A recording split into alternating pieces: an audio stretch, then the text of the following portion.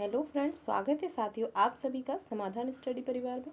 साथियों, यहाँ हम नीट पीएनएसटी एनएम और ऑल कॉम्पिटिटिव एग्जाम के लिए साइंस का सेशन करने वाले हैं। इस साइंस के सेशन में आप पढ़ेंगे बायोलॉजी के क्वेश्चन जो कि आपके एग्जाम के लिए इम्पॉर्टेंट होंगे। तो चलिए साथियों स्टार्ट करते हैं आज के इस महत्वपूर्ण सेशन को। देखिए फ्रेंड्स, पहला क्वेश्चन है, परागनली वर्तिकाग्र पर अंकुरित होने के बाद अंड द्वार तक पहुंचने के लिए सामान्यतः बीजांड में कहाँ से प्रवेश करती है? निभाग से, अध्यावरण से, बीजांड द्वार से, फ्यूनिकल से। सेशन के साथ महत्वपूर्ण जानकारी कि जो पीएनएसटी है इसका नोटिफिकेशन आ चुका है और 9 जून से इसके फॉर्म स्टार्ट हो चुके हैं और 23 जून इसकी लास्ट डेट है। तो जिन साथियों ने अभी तक फॉर्म फिलअप नहीं किया है वे फॉर्म कर ले फिल। ठीक है, चलिए देखते हैं क्या आंसर होगा।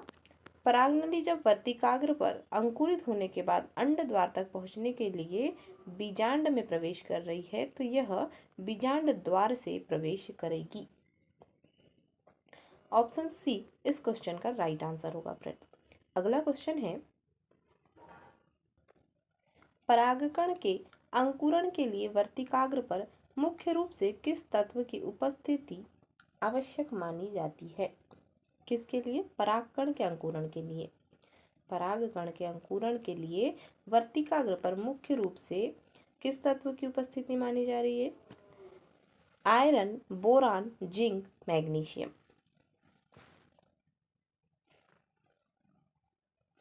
ऑप्शन बी राइट आंसर होगा बोरॉन। नेक्स्ट, वह परागणकर्ता कीट जो सबसे बड़े पैमाने पर लगभग 80% आवृत बीजी पौधों में परागण के लिए जिम्मेदार है। तितली, मधुमक्खी, चींटी, शलभ।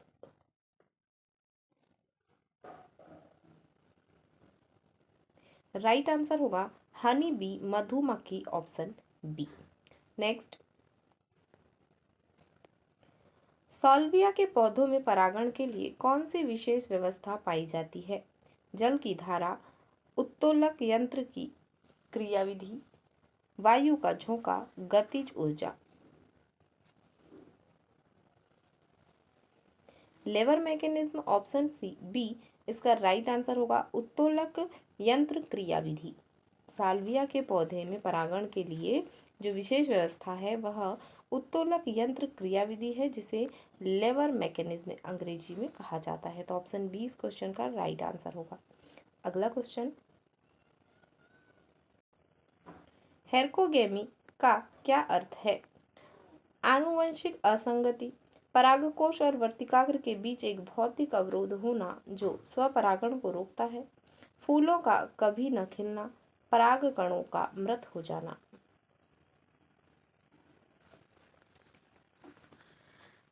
हेरकोगेमी का जो अर्थ है, परागकोश और वर्तिकाग्र के बीच एक भौतिक अवरोध होना जो स्वपरागण को रोकता है। ऑप्शन बी राइट आंसर होगा। अगला क्वेश्चन, आवृत बीजी पादपों में भ्रूण का विकास हमेशा किसके बाद शुरू होता है?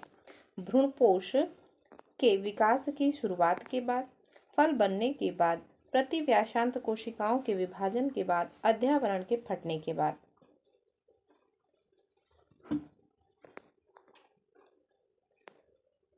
ऑप्शन ए राइट आंसर होगा।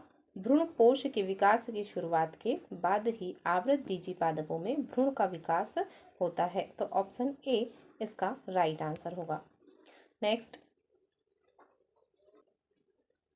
भ्रूणपोष विकास का सबसे सामान्य प्रकार कौन सा है? कोशिकीय भ्रूणपोष, मुक्त केंद्रकीय भ्रूणपोष, हेलोबियल भ्रूणपोष, इनमें से कोई नहीं।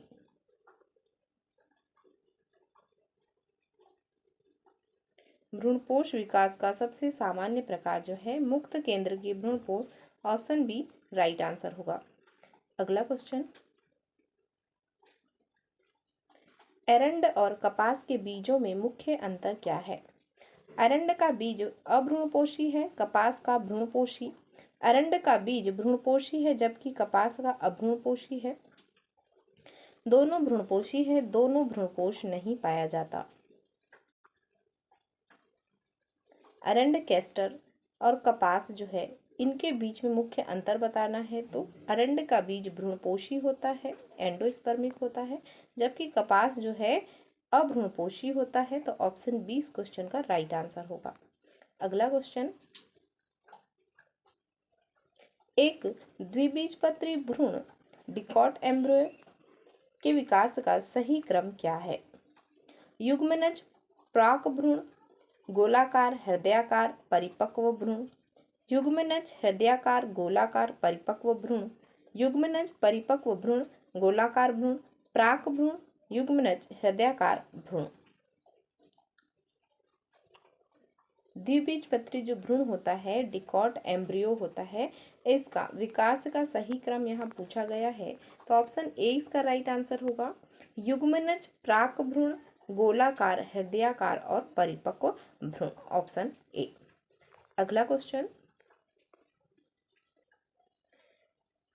भ्रूणी अक्ष का वह भाग जो बीज पत्रों के स्तर के ऊपर होता है और प्रांकुर पर समाप्त होता है क्या कहलाता है? बीज पत्रोत्परक, परिक, बीज पत्राधार, मूलांकुर चोल, suspensor.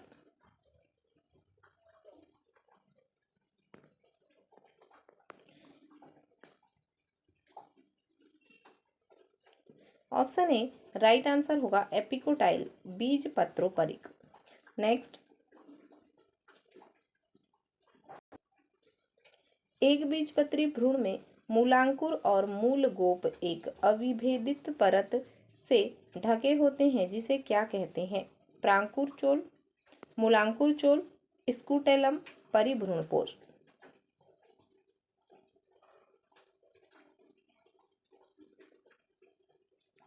Option B right answer होगा मूलांकुर चोल। अगला क्वेश्चन, परिपक्व बीज में उपस्थित नमी की मात्रा कितनी रह जाती है? 90% से अधिक, शून्य, द्रव्यमान का 10 से 15%, 50%।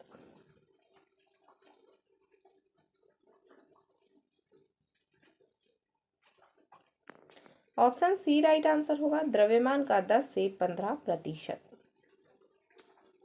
नेक्स्ट,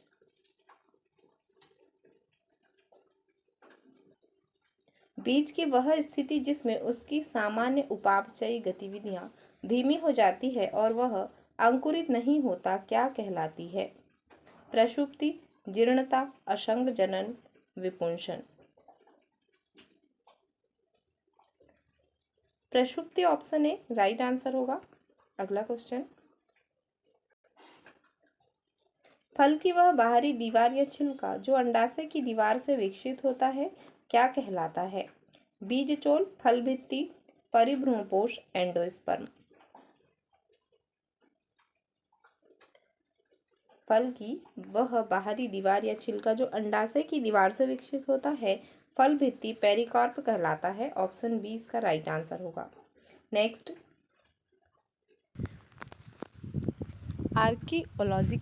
आर्कियोलॉजिकल खुदाई में किंग हेरोड के महल के पास मृत सागर में मिले खजूर के बीज की जीवन क्षमता कितने वर्ष आंकी गई? 100 वर्ष, 2000 वर्ष, 10,000 वर्ष, 500 वर्ष।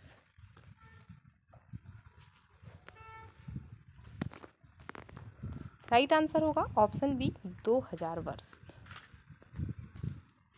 नेक्स्ट,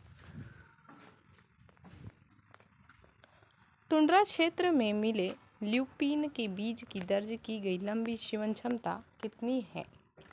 5000 वर्ष, 2000 वर्ष, 10,000 वर्ष, 1000 वर्ष। ल्यूपिन के बीज की दर्ज जो सबसे लंबी जीवन क्षमता है वह 10,000 वर्ष दर्ज की गई। ऑप्शन सी राइट आंसर होगा। नेक्स्ट, संतरा और आम के बीजों में जो असंग जनित भ्रूण पाए जाते हैं वे कहाँ से विकसित होते हैं? अंड कोशिका से बिना निषेचन के, बीजांडकाय की द्विगुणित कोशिकाओं के विभाजन से, सहायक कोशिकाओं से, प्रतिव्यासांत कोशिकाओं से।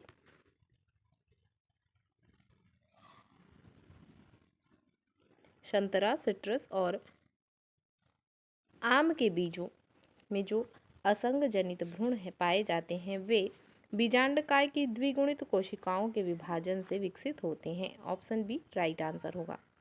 नेक्स्ट,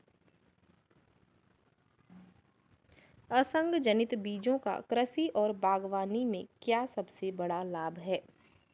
ये बीज बहुत सस्ते होते हैं, इनके पौधों में संकर लक्षणों का पृथक्करण नहीं होता है, ये कम पानी लेते हैं, ये केवल एक बीजपत्री होते हैं। इनके पौधों में संकर लक्षणों का पृथक्करण नहीं होता है। ऑप्शन बी राइट आंसर होगा। नेक्स्ट, एरंड के बीज के ऊपर पाई जाने वाली सफेद रंग की मांसल संरचना जो चींटियों को आकर्षित करती है क्या कहलाती है? एरिल, कैरेंकल या बीजचोलक, ओपेरकुलम, भ्रूणपोष, परिभ्रूणपोष। कैरेंकल, बीजचोलक, ऑप्शन बी राइट आंसर होगा। नेक्स्ट, लीची का खाने योग्य भाग कौन सा है जो बीजांड वृंत के आधार से विकसित होता है? मांसल, एरिल, मध्य फल भित्ति, एंडोस्पर्म, पुष्पासन। ऑप्शन ए राइट आंसर होगा। मांसल एरिल खाने योग्य भाग होता है लीची का जो बीजांड वृंत के आधार से विकसित होता है।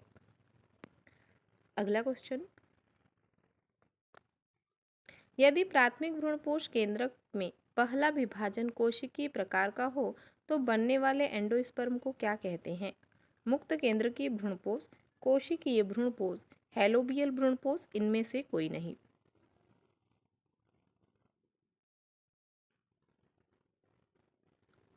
कोशिकीय भ्रूणपोष, ऑप्शन बी राइट आंसर होगा। नेक्स्ट, बीज के बाहरी कड़े आवरण को क्या कहते हैं? Tegmen, टेस्टा, pericarp, hilum. टेस्टा, option B right answer होगा। नेक्स्ट, आभासी फल का एक अन्य उदाहरण निम्नलिखित में से कौन सा है? फॉल्स फ्रूट के बारे में पूछा गया है। मटर, खीरा, काजू, टमाटर।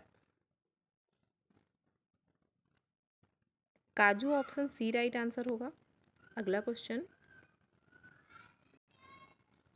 बीजांड द्वार परिपक्व बीज में एक छोटे छिद्र के रूप में बचा रहता है। बीज अंकुरण के समय इसका क्या कार्य है? प्रकाश को अंदर जाने देना, ऑक्सीजन और पानी के प्रवेश को सुगम बनाना, जड़ और को बाहर निकालना, भ्रूण को बाहर धकेलना।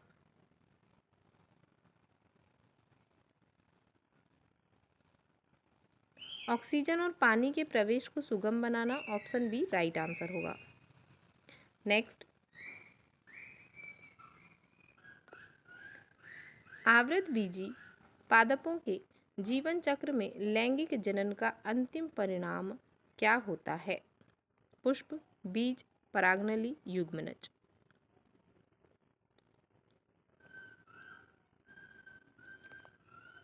आवृतबीजी के जीवन चक्र में लैंगिक जनन का अंतिम परिणाम फाइनल प्रोडक्ट जो है बीज होता है। ऑप्शन बी राइट आंसर होगा। आज का सेशन यहीं तक है फ्रेंड्स, तो सभी साथी सेशन को लाइक शेयर जरूर कर दीजिएगा। मिलते हैं फ्रेंड्स अगले सेशन में। Thank you for watching.